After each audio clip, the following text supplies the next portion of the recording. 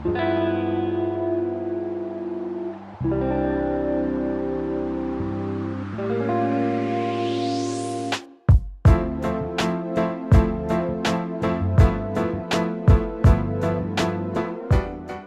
olá a todos.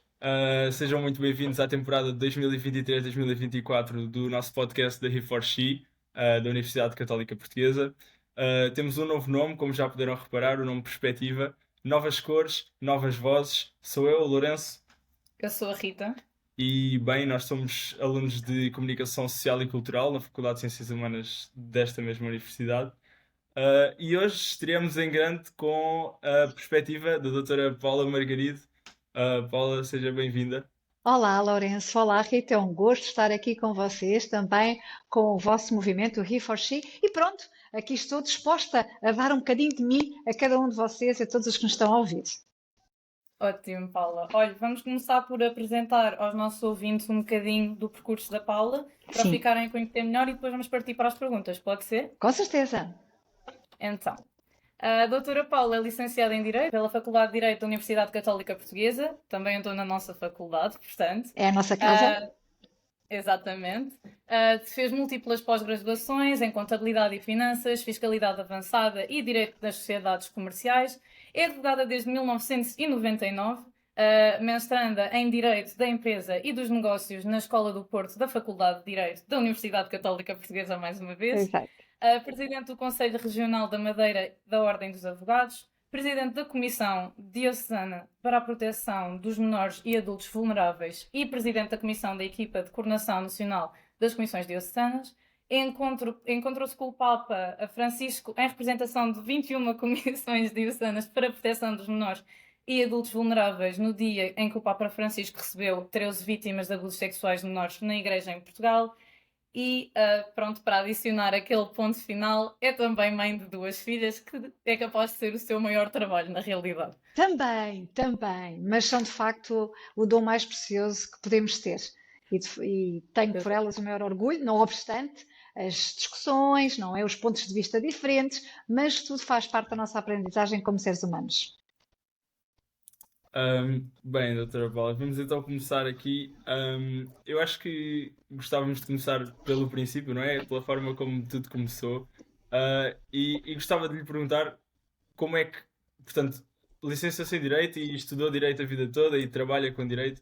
E como é que começou, portanto, qual é que foi a vontade que teve de ir estudar Direito? Se teve alguma influência externa ou se foi daquelas jovens que sempre soube que era isso que queria para a vida?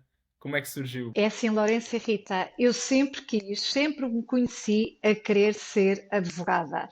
Aliás, os meus professores na escola secundária de Mãe Martins, onde eu andei, na Francisco Arruda, em Lisboa, Alcântara, diziam, não, a Paula vai para a medicina, a Paula vai para a medicina. E eu, não, eu quero ser advogada, eu quero ser advogada. Vejam que naquela altura, meu Deus, no 9º ano, a minha professora diretora de turma disse, não, a Paula vai ter que perceber o que é ser advogado. Portanto, vai fazer uma entrevista com um juiz e vai fazer uma entrevista com um advogado, e eu, claro, lá fui fazer a entrevista, fiz um relatório do que era ser advogado, disse, está decidido, vai fazer testes psicotécnicos. E eu, caramba, tá. Numa escola pública. Disse, está bem, eu faço testes psicotécnicos. Então, tinha mais apetências, pode não parecer, mas para as ciências e matemáticas do que para as humanidades. Mas como os meus interesses eram tremendamente para as áreas, exponencialmente para as áreas do direito, então pronto, não houve menor dúvida de que eu iria para direito. E foi. E a Católica surgiu porquê? Porque um grande amigo, o meu irmão de coração, que é o Dr. Luís Lameiras, que foi chefe de gabinete do Presidente do Supremo Tribunal de Justiça, que está ligado à minha terra de coração, que é a Pampilhosa da Serra, e que sempre me orientou,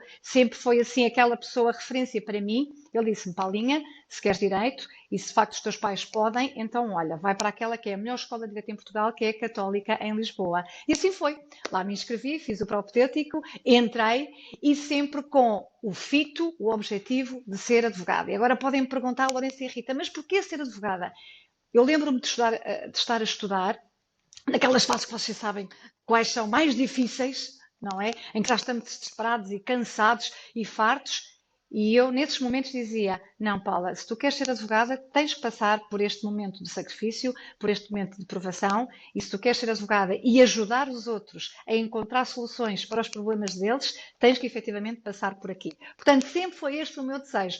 Havia uma série muito engraçada quando eu era uma jovem, que era a Ally McBeal, aquelas séries americanas de advogados, o que eu adorava ver aquela série, imaginava-me a ser aquela advogada maravilhosa, mas acima de tudo, das causas.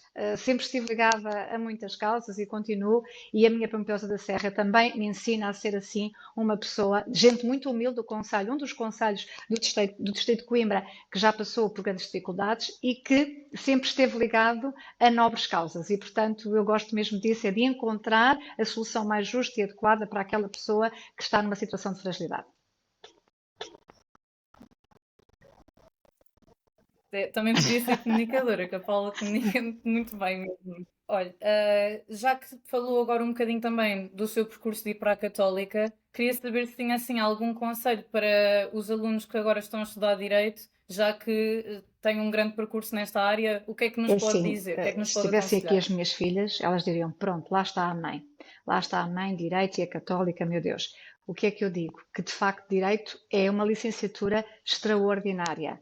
Mesmo para quem não está ainda muito decidido sobre qual o caminho que quer seguir, entre jornalismo, ou seja, ou se quer ser jornalista e se quer ir para esta área da comunicação social, vão. Quem está indeciso, eu digo sempre, então optem por uma licenciatura em Direito, que depois tenham uma abrangência tão grande que vos permitirá ir ou para a comunicação social, ou para a polícia judiciária, ou efetivamente para a diplomacia. E, portanto, na indecisão, por defeito, se calhar é preferível escolher Direito. Agora, quem quer mesmo seguir esta área para ser juiz, para ser jurista, para ser advogado, não desistam. Por mais momentos que possam ter de dificuldade, que todos temos, e a vida é mesmo isso, é feita de alegrias, tristezas e de momentos de provação, não desistam, porque de facto, naquele dia em que terminarem o vosso curso, vão ter uma porta aberta para um mundo de esperança em que vão com certeza encontrar o vosso caminho. E portanto, todos os sacrifícios compensam. Bem, sim, senhor. É certo que temos alunos de direito a ouvir isto e E vamos não esperar que desistam, eles não desistam. apreendam esses conselhos Este é um curso difícil para quem não gosta e que muito não disto. desistam. E que também tive colegas que foram por ir e, portanto, depois desistiram. Agora, é um curso maravilhoso, sem dúvida. Aliás, nós em comunicação temos muitas pessoas que vieram Direito e também temos muitas pessoas Lá a está, ir são para áreas que se Direito. Por juntam, isso, porque são pessoas também que têm uma certa apetência para comunicar, para fazer ver as suas perspectivas e, acima de tudo, que é muito importante também na área do direito, e principalmente para quem é advogado e também para quem é juiz, fazer perguntas, tentar perceber o contexto, estar ali atento a todos os pormenores. E os jornalistas também são isso, não é? Mesmo na comunicação, na rádio, e um advogado, tal como um juiz, é aquele que tem que estar atento a toda a realidade, porque às vezes aquela pessoa está com aquele comportamento a mentir em tribunal, num julgamento, e nós temos que perceber isso e conseguir encontrar estratégias para que o juiz e o tribunal percebam que aquela pessoa está a mentir. E, portanto, todos os sinais contam. Muito bem. Bem, já formada na área e com uma vasta experiência, queríamos lhe perguntar qual foi ou qual tem sido o maior desafio que a Paula, enquanto mulher, enfrentou nesta área, tentando vingar Não, nem sempre ou correu tudo se bem. sempre Há, de correu tudo bem. facto, momentos de perda. Mas, é assim, voltando para a profissão e para aquelas ações judiciais em que, de facto, as decisões não me são favoráveis, nós sabemos de antemão que há alguns casos que têm muitas fragilidades portanto, eu posso perder e perder bem. Agora, o caso que hoje ainda me custa, é um caso em que, do outro lado, eu tinha testemunhas profissionalizadas, ou seja, aquelas testemunhas que mentem com toda a convicção, e as testemunhas dos meus clientes eram pessoas muito humildes, que nunca tinham estado na presença de um juiz e que, perante um juiz e um procurador, atrapalharam-se de tal maneira que aquilo que era verdade passou a ser mentira, o que era mentira passou a ser verdade, e, portanto, perdemos a ação, quando de facto não foi justo, porque os meus clientes é que estavam e as suas testemunhas a dizer a verdade. E acreditem que é uma ação que ainda hoje tem as suas consequências e por virtude de termos no nosso país muitas pessoas que utilizam o tribunal para fazer valer a sua verdade, que não corresponde à verdade material e que de facto são pessoas que têm uma tremenda ousadia em mentir descaradamente perante um juiz e perante um procurador. E é uma frustração. Acredito que seja das maiores frustrações e também é por isso que a Paula está lá para Certo. tentar diminuir, que isto nem sempre dá, mas para tentar diminuir estes casos. Mas também por causa do contexto da He4She, nós queríamos saber mesmo também como é que foi a sua experiência sendo mulher, se encontrou desafios Dificuldades. por ser mulher especificamente ou se não assim, sentiu. No tribunal não sinto essas dificuldades, mas em todos os meios em que eu por vezes me tenho que movimentar, e até algumas reuniões em que impera um mundo masculino, numa situação ou outra, não digo que fui assediada, mas posso dizer que se calhar se eu não fosse mulher ou não fosse uma mulher bem vestida, se calhar aquela atitude não teria acontecido, se é que vocês me percebem. E portanto, não foi confortável, mas eu soube responder e soube estar à altura da situação. Mas pode haver outras mulheres que podem não saber responder. E, portanto, no tribunal, não, mas em determinadas reuniões, em determinados contextos de escritório, em que é um mundo que ainda impera de homens, sim, às vezes há um comentário menos apropriado.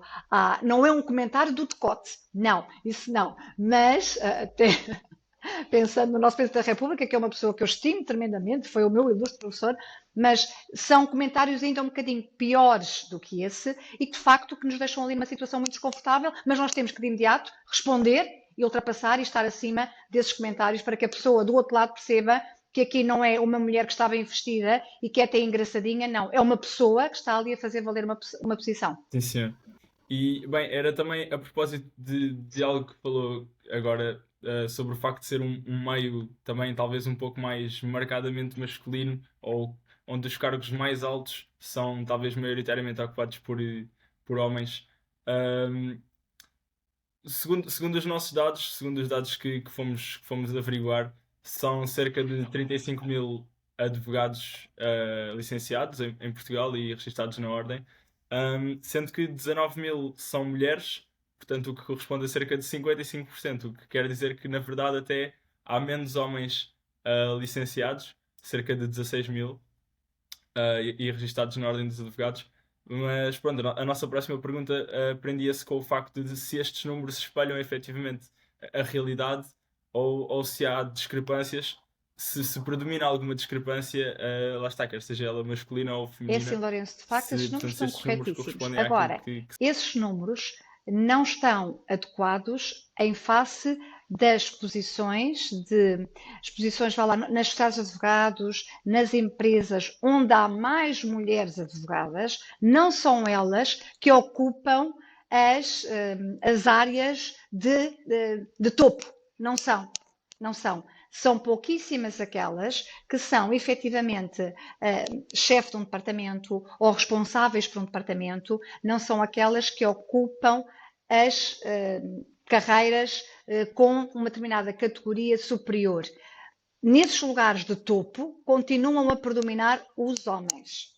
Não tenho a menor dúvida disso. Não obstante, nós temos aqui mais mulheres do que homens nesta área, até da advocacia. A verdade é que vamos para as salas de advogados e vamos para as carreiras de topo, lá em cima, que é que nós encontramos, maioritariamente homens, o que é uma frustração. Posso-vos dizer que até nas conferências onde na área da advocacia, quer dizer, há mais mulheres do que homens, eu às vezes vejo painéis só de homens. Eu fico chocada. Como é que é possível?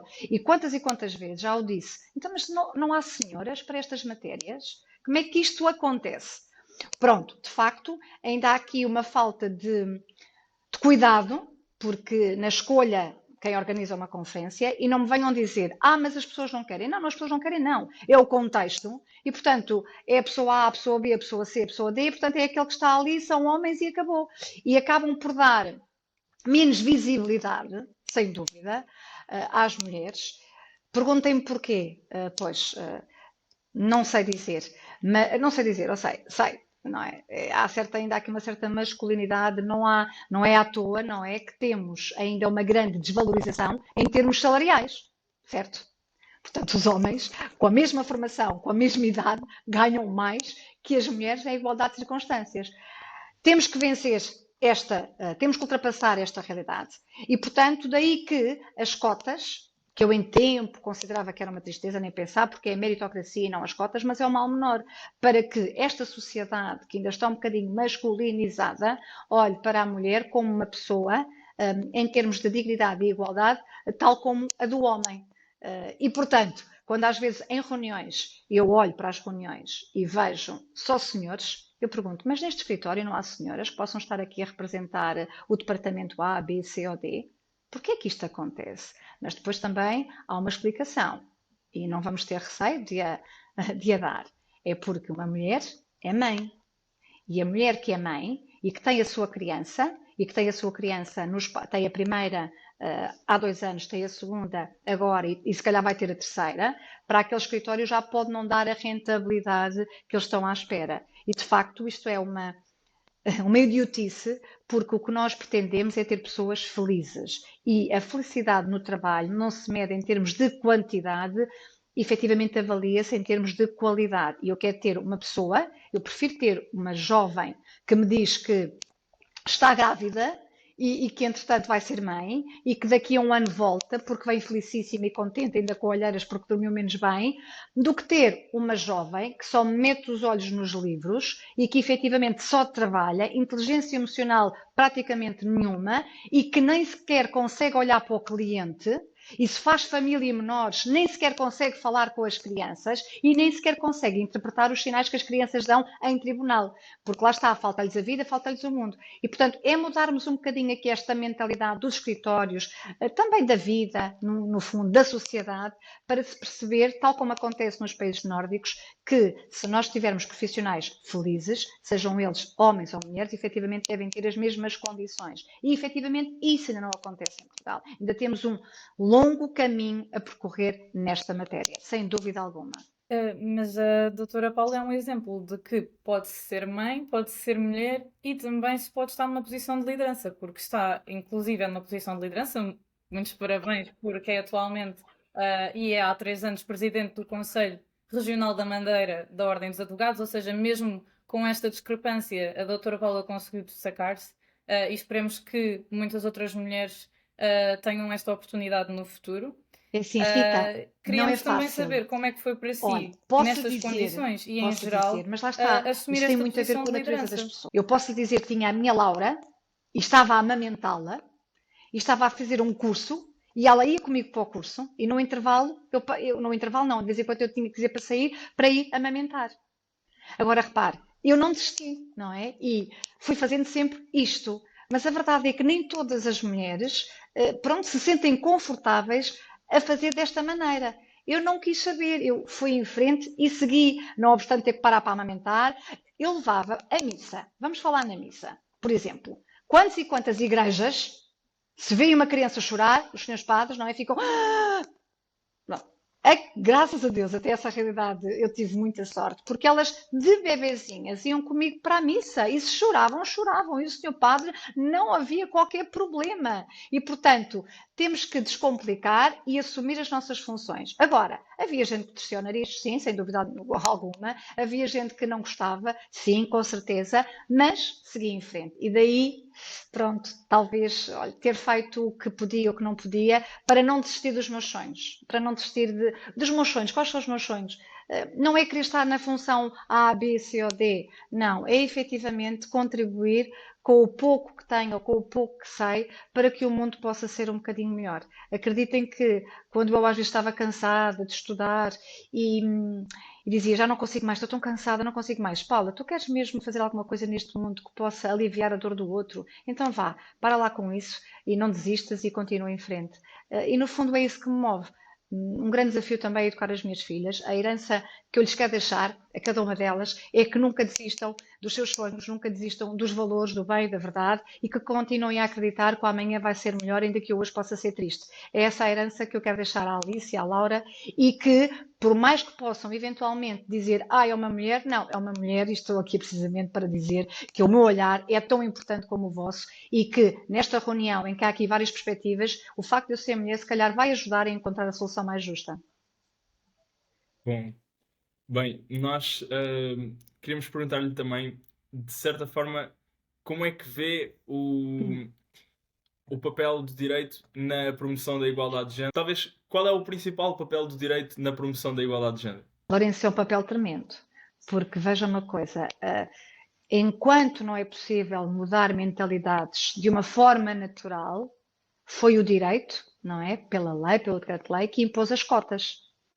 E efetivamente isso teve que acontecer. Teve que acontecer porquê? Porque senão as mulheres continuavam a não conseguir alcançar algumas posições de topo. E nessa medida, o que é que acontece? O direito tem que atuar sempre que a sociedade naturalmente não consegue encontrar soluções justas. E então, lá está, pomos o direito, pomos a lei a atuar e a fazer com que a sociedade, por intermédio da lei e atrás da lei, consiga chegar à igualdade dos géneros. Certo, serve então como um intermediário.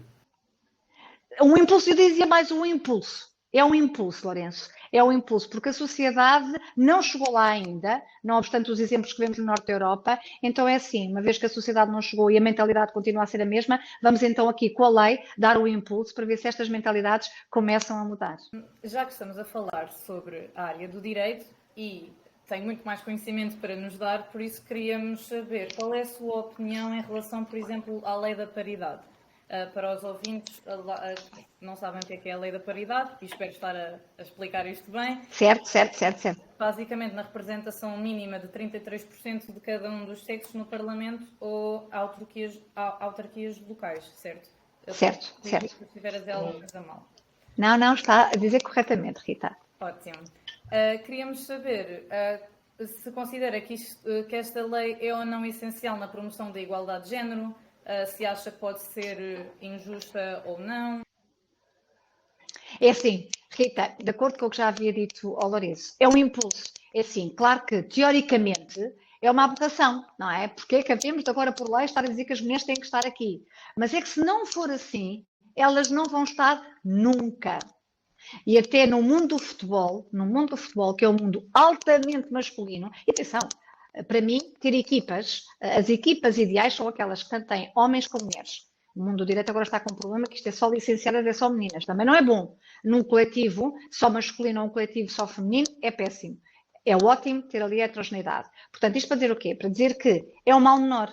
Claro que o ideal é a meritocracia, mas se não for assim, nós não conseguimos chegar lá. E, portanto, voltando àquilo que já havíamos dito há pouco, é um impulso que tem que ser dado para que mais mulheres consigam efetivamente alcançar as posições de topo. Porque senão a mulher fica com o encargo dos filhos, a mulher fica com o encargo de ter que sair do escritório às 5 da tarde, porque sai às 5 da tarde, já não faz um trabalho em condições, e assim, pelo menos, conseguimos que elas, as meninas, as senhoras, consigam alcançar estas posições em face do diploma que exige que assim seja. Muito bem. Passamos então agora para um pequeno segmento do nosso podcast, onde chamamos-lhe as Fast Questions. Sim. Ok. Questions é... Onde vamos fazer pequenas perguntas que a Paula vai responder assim de forma breve, sem pensar muito, com as primeiras impressões que lhe vêm à cabeça. Muito bem, vamos lá. Está pronta? Queres começar? Pronta. Okay. Ready. Vamos fazer. Eu faço uma, depois o Lourenço faz outra. E Muito bem, Rita. É instantâneo. Muito bem. Ok. A Paula não é a Paula sem... Cristo. Qual a aplicação do telemóvel que a Paula mais usa diariamente? WhatsApp. Imensos grupos. Que prato lhe sabe sempre bem? Sopa e fruta. Muito bem. E que filme... Sopa de verduras. Muito bem. Que filme recomendaria aos nossos ouvintes? O Silence, do Martin Scorsese, relativamente àquela ida dos jesuítas para o Japão, em que, de facto, por mais fé que tenhamos, perante as dificuldades, tudo é colocado em causa. E até que ponto é que conseguimos levar o extremo da nossa fé? Até que ponto? E o silêncio que é tão importante para discernir aquilo que é importante. Está anotado. É o do Andrew Garfield. Exatamente, Rita. Okay. Exatamente. Tá É bom. brutal esse filme, gostei muito, muito. E questiona-nos como é que é possível tanto sofrimento para aquelas pessoas que acreditam neste Cristo, este rosto da Igreja, como é que é possível a este Deus, perante aquele sofrimento, nada fazer? Madre Teresa Calcutá responderia. Mas, portanto, questiona-nos, interpela-nos. Que música canta bem alto no seu carro? Eu adoro aquela da Marisa. É a vida que Sim. corre, espera pela gente, cada passo que dermos em frente, caminhando sem medo de errar. Ora, aí está. Creio que a vida. Pronto, lá está. Não ter medo de errar. E se errarmos, que bom que é, porque vamos efetivamente aprender. Porque a aprendizagem não vem do sucesso, vem das quedas que vamos tendo e que nos capacitam para não voltar a cair. Pergunto-lhe qual o seu maior sucesso Ter sido mãe, e o maior fracasso. um excesso de ativismo. Olha, não estava à espera dessa. Qual é assim o melhor destino para férias? Agora vou dizer aquilo que me vai no coração. Pampilhosa da Serra. Ok, ok. Se não fosse advogada, o que é que a Paula teria sido? Lourenço, é tão difícil. Por isto irrita, porque eu só me imagino, desde sempre, como já vos disse, a ser advogada. E, portanto, se não fosse advogada, teria que ser algo relacionado com uma nobre causa, auxiliar as pessoas no melhor caminho. Não diria que era psicologia, porque também não. Olha, se eu não fosse advogada, provavelmente não seria eu. Ora, aí está. Isso é uma resposta icónica. E por último, qual foi o último livro que leu? Catedral do Mar, do Falcones. Já ouviram falar? É assim um livro tremendo. Até tenho aqui, olha, eu trouxe para vocês verem. Livre. É assim, maravilhoso. Isto lê-se num instante. Isto é tremendo. É não conseguir parar de ler. Ok. E, como deve imaginar, tem uma moral também muito grande. Vou anotar também. É lindo, maravilhoso. A Catedral do Mar. Olha, vamos voltar às nossas perguntinhas mais longas. Certo, Pode certo. ser? Pronto, Com era certeza. foi assim uma pausa para relaxar. Para descomprimir um bocadinho. Exatamente. Certo. Agora, vamos. Sabemos que escreve para o Jornal da Madeira e também que já foi à RTP Madeira. Sim. E fez um artigo recentemente que o que saibamos chorar e ter empatia. E quando eu li, gostei muito desta frase, vou continuar a acreditar e a transmitir àquele menino que a justiça é amiga e que caminhará sempre ao seu lado, com ele rindo e com ele chorando. De que forma é que a justiça pode ser esta amiga a que se refere? E se me permite adicionar também, de que forma é que a Paula também é esta amiga pela justiça? Olha, perante as crianças, que de facto já perceberam que eu faço alguma família, e é duro, é duro.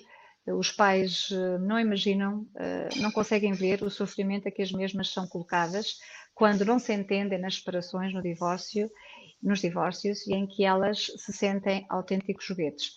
E agora, com estas realidades muito recentes das greves nos tribunais, e em que quem vai para tribunal significa o quê? Significa que está numa situação de grande fragilidade e quer conhecer uma solução num curto espaço de tempo. Esta solução torna-se muito mais urgente quando estamos perante processos que envolvem crianças, certo? E uma justiça amiga da criança é aquela justiça que ouve a criança, que não tem receio de escutar a criança, de perceber a sua dinâmica. Agora, quando de facto assim não é, a justiça não se torna tão amiga. Se eu tenho que decidir a vida de uma criança, eu tenho a obrigação, eu, juiz, procurador, de escutar aquela criança. Se eu não me sinto confortável nesse papel, porque não sou mãe, porque não sou pai, porque ainda não passei por essa experiência e de facto olho para aqueles seres de uma forma muito sensível e, portanto, não consigo ter a objetividade, então, o que é que eu tenho que fazer como magistrada? Tenho que pedir ajuda de quem direito, de pedopsiquiatras, de psicólogos, de técnicos que me habilitem a falar com aquela criança. Sempre que isto... E também, ao falar com aquela criança, eu vou chorar. Eu justiça, eu tribunal. Posso-vos dizer que houve um crime tremendo aqui na Madeira, um crime horrendo. Aquele homem foi condenado a 25 anos de prisão. O filho do arguido, que foi condenado, compareceu em tribunal, fez questão. E de uma forma muito tranquila, disse ao tribunal: aquela pessoa matou a outra pessoa da minha família, e este jovem, que ainda não tinha 18 anos, de facto era um adolescente que praticamente assistiu àquilo, e auxiliou o tribunal na busca da verdade. E aquele coletivo que ouviu aquele adolescente, no final chorou. Chorou porque ele, de uma forma descomplexada, disse o que se passou. Seria bem pior se o tribunal, perante a vontade deste miúdo que ainda não tinha 18 anos, dissesse: não, nós sabemos que há aqui um assassino e, portanto, ele matou, vai ser condenado. Ao ter permitido que ele fosse a tribunal dizer o que viu, o que ouviu, o que assistiu, permitiu ao tribunal, não obstante ter condenado na pena máxima, perceber que há pessoas a proteger. Para além da condenação, há também aqui um ente que tem que ser protegido, que é este filho, que fica sem mãe porque a mãe foi assassinada, que fica sem pai porque o pai efetivamente foi condenado a 25 anos de prisão e ele tem que ser protegido, encontrando-se respostas sociais para ele. Portanto, é assim, condenando quem tem que ser condenado, ouvindo as pessoas que têm que ser ouvidas, que vai ajudar o tribunal a encontrar a melhor solução naquele caso, mas também a permitir encontrar caminhos para quem está numa situação de fragilidade. E as greves que nós temos agora aqui assistido, por mais direito que os nossos funcionários tenham de as fazer, não têm contribuído para que estas auscultações, estas audições destas crianças tenham acontecido ou possam acontecer. E qual é a consequência? A consequência é que não há decisões, a consequência é que os pais continuam desavindos e a consequência é que as crianças continuam a sofrer. Naquele caso em concreto em que eu me inspirei para escrever esse artigo, Rita, houve mais um adiamento, já era a minha terceira ida ao continente para este processo, e quando aquele menino mais uma vez foi confrontado com um adiamento, ele disse assim, com 12 anos: doutora Paula, mais uma vez, eu disse: então, querido, mais uma vez, eu sinto uma bola de ténis num jogo que nunca mais termina. 12 anos. E eu, de facto, fiquei impressionada com a falta de misericórdia dos funcionários perante uma situação destas. A juíza e a procuradora tudo fizeram para que este processo tivesse a diligência que era devida, mas as greves foram-se sucedendo.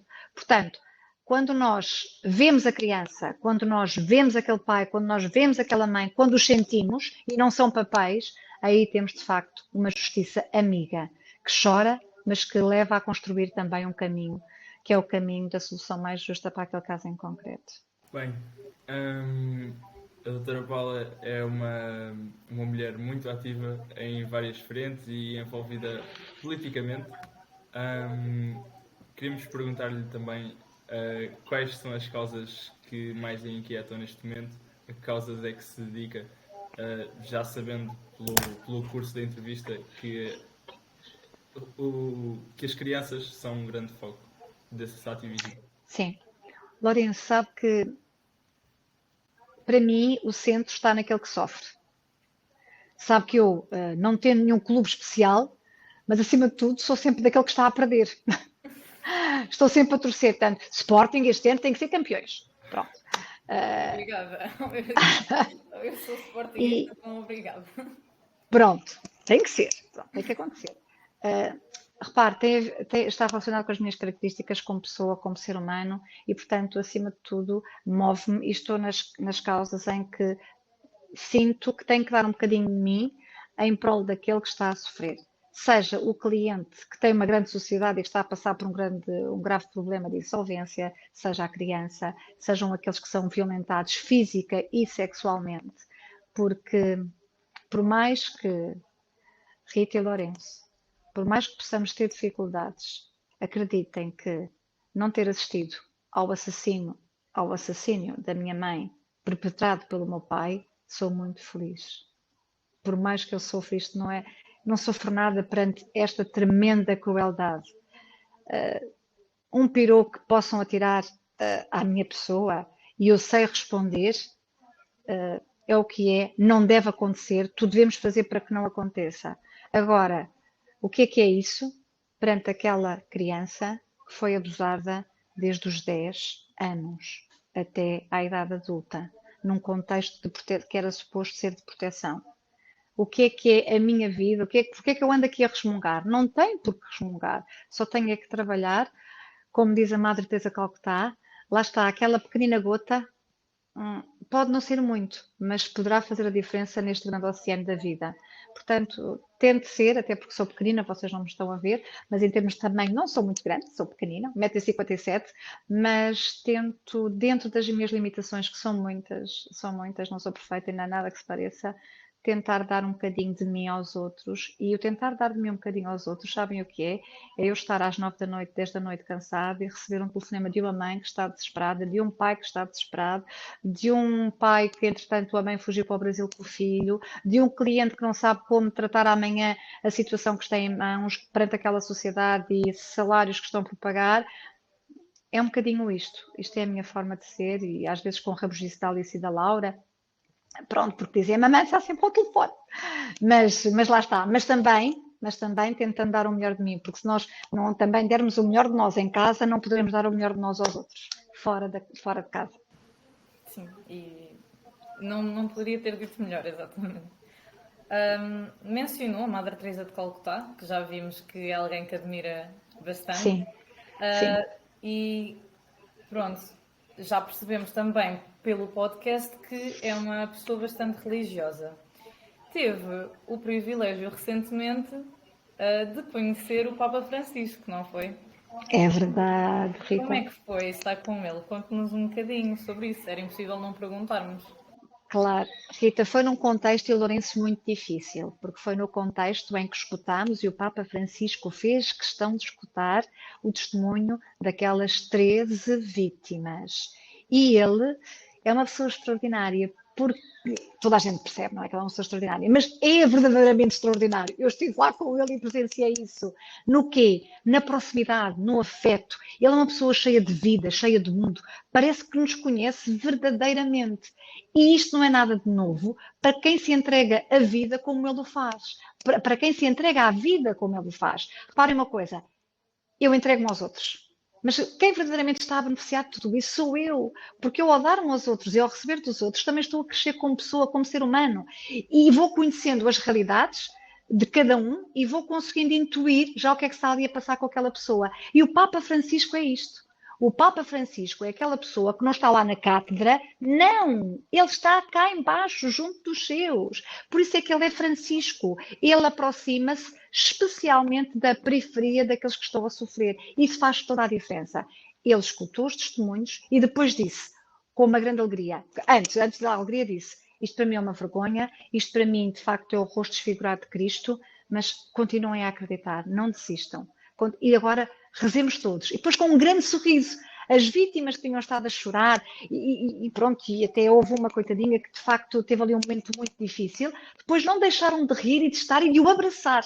E ele abraçou cada uma daquelas vítimas. A mim foi muito simpático, eu falei com ele, apertei-lhe a mão, falámos uns breves minutos, mas ele com um sorriso só me disse muito obrigado pelo que fazem. Obrigado de coração. E pronto, e falámos, e foram momentos. Sabem que eu estive com o Papa e pensei assim: eu estou com este senhor e parece que estou no céu. Pronto, será que o céu é isto? Pronto, mas é uma pessoa extraordinária e sabem que lá está, porque de facto estou muito ligada à Igreja e a Igreja está muito presente em mim. Não é a Igreja, é Cristo. É a Igreja, claro que é a Igreja, mas não é a hierarquia, é de facto todas as pessoas que eu tenho encontrado ao longo da minha vida e que me têm dado o rosto desta Igreja que é Cristo. E é nisso que é assim que eu vejo o Papa Francisco. O Papa Francisco aproxima-se das pessoas, está junto, especialmente daqueles que mais sofrem, que é o que Cristo nos pede. E, portanto, de certa forma, é essa vocação também que eu sinto. Mas é isto. E deixo agora aqui só um apelo. Onde quer que estejamos, o que quer que façamos, na posição mais alta, na posição mais baixa, isso não interessa. Que cada um de nós dê sempre o melhor de si. Esse melhor pode ser uma só gota, mas acreditem que vai fazer a diferença nesta vida que todos queremos que seja e que tenha o respeito por todos, rico ou pobre, paraplégico ou bem parecido, homem ou mulher. Isso é o que eu mais desejo. E se puder contribuir com alguma coisa para que isto possa acontecer, que assim seja. Bem, foi um dia que não vais esquecer nunca mais, de certeza. Não, não, e inspira-me, Lourenço, porque é assim, as pessoas estavam desejosas, as vítimas, não é? Coitadinhas, minhas queridas, de se encontrarem com o Papa, porque elas sim são umas verdadeiras heroínas, porque por tudo o que passaram, conseguirem estar ali, conseguirem estar vivas, é de facto prova de que são os heróis e são umas heroínas. E depois ter tido a oportunidade de falar um bocadinho com aquele senhor que é um santo, não é já para mim, porque nós todos caminhamos para a santidade, foi assim um privilégio que a Igreja em Portugal me permitiu ter e à qual eu estou profundamente agradecida. E o Papa parecia que nos conhecia a todos. Também depois viemos a saber que fomos altamente perscrutados, porque para estarmos ali ficaram a saber tudo da nossa vida. Não faço ideia, é natural por questões de segurança, não faço ideia se tudo isso chegou aos ouvidos do Papa. Mas a verdade é que ele, ao falar com cada um de nós, parecia que conhecia a nossa alma, o nosso coração, que nos conhecia profundamente. E é genuinamente assim. Porque nós percebemos quando há uns que fingem saber e fingem conhecer. Ele não. É um homem que a Igreja precisava. A Igreja neste mundo precisava de um Papa assim, sem dúvida alguma. E parece que há uns que estão a aprender com ele e há outros que não. Mas pronto, isto é como tudo na vida, não é? Bem, a Paula é mãe e também por Sim. isso há de ter uma percepção mais atenta, digamos, hum, ao que o futuro nos reserva a nós e portanto, que partilhamos a geração com as suas filhas. Queremos saber quais é que são as questões que a inquietam para o nosso futuro e, portanto, para a geração que deixam para nós. A sustentabilidade. A sustentabilidade, de facto, termos um. Sim, Rita? É uma preocupação, porque cada vez mais os jovens têm consciência que, de facto, temos que nos preocupar com o ambiente, com o desenvolvimento sustentável. A questão aqui é que os poderosos deste mundo são excessivamente egoístas e não conseguem alcançar essa realidade. Porque, na teoria, todos dizem que sim, na prática, não se faz rigorosamente nada. Pronto, esta é uma preocupação, um desenvolvimento sustentável, esta consciência ecológica que todos temos que ter, todos temos. O problema é que quem está lá em cima no topo parece que, na verdade, depois não consegue concretizar as medidas que este mundo tanto precisa. Depois, esta preocupação da sustentabilidade, como nos referi, e concretizar, também a igualdade. É assim, custa-me tremendamente que vivamos num mundo de opostos. E as minhas filhas estarem também neste mundo assim, em que há uns que vivem muito bem e há outros que vivem muito mal. E numa Europa que é uma Europa desenvolvida, termos e assistirmos a campos de refugiados, a pessoas que efetivamente só pretendem ter um bocadinho de vida melhor, um bocadinho, e que depositam toda aquela sua esperança e toda a sua vida naquela barcaça, e o que é que a Europa faz? Fecha portas. E os jovens têm que ser interpelados para estas realidades, para que, uma vez políticos, possam fazer a diferença. Há soluções, temos é que ser imaginativos nas soluções de acolher estas pessoas que são tão importantes também para o desenvolvimento de um país. E não podemos ser egoístas a pensar que não é assim. Estou numa realidade que é Madeira, um é pequenino, a minha propriedade da Serra ainda é mais pequenina, e que bom que é se eu tenho aqui as pessoas da Guiné-Bissau, da Guiné-Conakry, do Uzbequistão.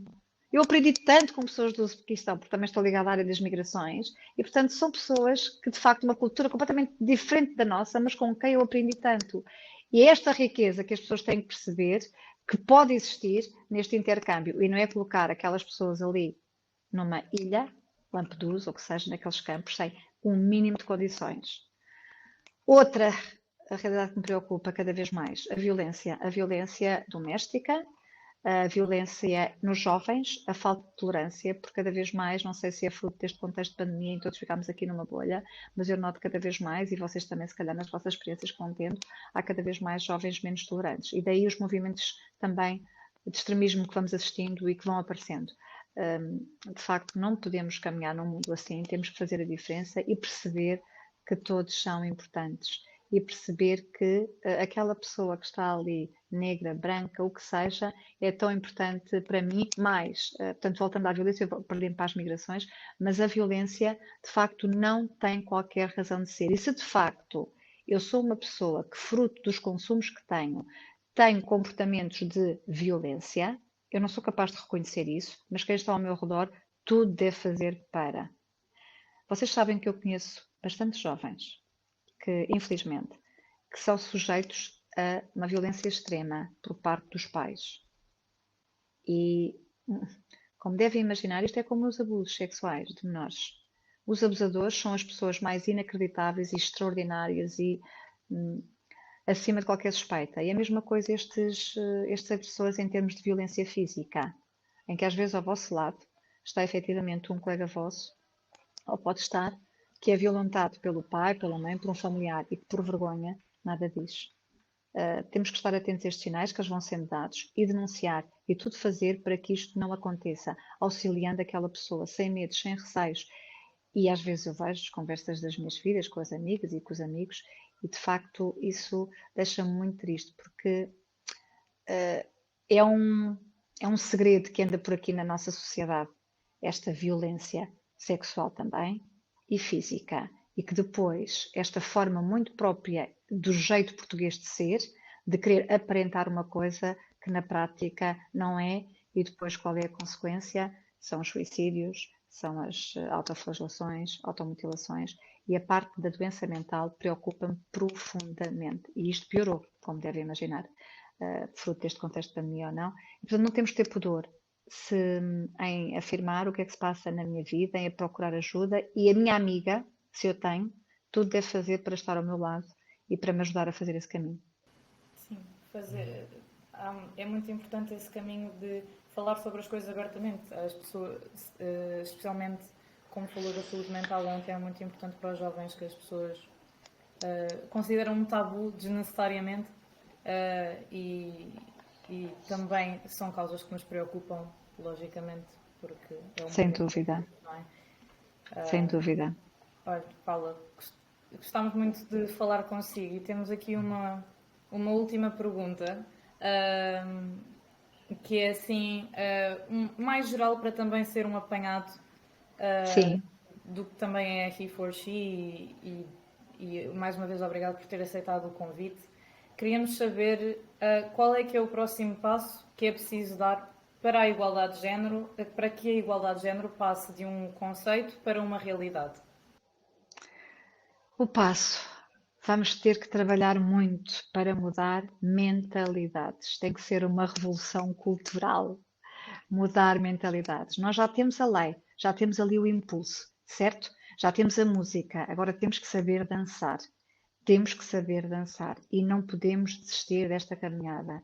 É assim, tanto é importante o homem como a mulher. Se a mulher não quiser ascender àquele lugar de topo, ótimo. Agora, se ela quer, mas não lhe chega a oportunidade porque é mulher e porque resolveu e decidiu ser mãe, isso é terrível, isso é terrível. Não podemos ter esta mentalidade arcaica, provinciana, nos nossos empresários, na nossa sociedade. E, portanto, fazer um esforço para que em reuniões, em grupos, em equipas, haver sempre a preocupação de ter um número equilibrado de homens e de mulheres. Porquê? Eu presidi ao Conselho Regional da Madeira durante os advogados, éramos 6 elementos, 3 senhores, 3 senhoras. A equipa funcionou maravilhosamente, porque lá está, era no equilíbrio que efetivamente encontrávamos as melhores soluções. Numa decisão judicial em que é um coletivo, se são só homens, são só mulheres, não é a mesma coisa, não é a mesma coisa, vos garanto. Se eu tenho em família ou no cível uma juíza e uma procuradora, eu prefiro muito mais ter um homem, uma senhora, um procurador, uma juíza ou uma juíza e um procurador. É nesta versatilidade, é nesta diversidade que de facto acontecem as coisas mais maravilhosas. mas isto ainda é difícil, ainda não estamos lá, ainda estamos longe, mas é continuar a cada dia a trabalhar a revolução cultural. Isto depende também de vocês, as minhas filhas a mesma coisa, e deem-nos lições. Deem-nos lições. Eu aprendi e aprendo, continuo a aprender muito com a Alice e com a Laura, até no reconhecimento de algumas minorias que eu até aí não é que desvalorizasse, mas tinha algum fruto da minha educação, tinha algum preconceito e hoje não tenho rigorosamente algum. Porque também elas ensinaram-me a dizer, mãe, elas tratam-me assim, mãe, isso é um preconceito que vem da sua educação. Esqueça lá isso. E eu, entretanto, fui lidando com toda a gente e fui percebendo que esse é o caminho. Portanto, é a revolução cultural. Os temas têm que ser debatidos, os temas têm que ser falados, os temas têm que ser conversados. E é continuar a fazer este caminho. Para que daqui a amanhã não seja preciso recorrer à lei, ou quando eu tiver que estar num órgão da administração pública e começar a ver os membros, falta aqui uma menina, falta aqui um menino. Não, naturalmente essas coisas têm que acontecer. E não andar ali a perceber o que é que eu tenho que fazer para preencher aquele requisito que a lei me exige. Muito bem.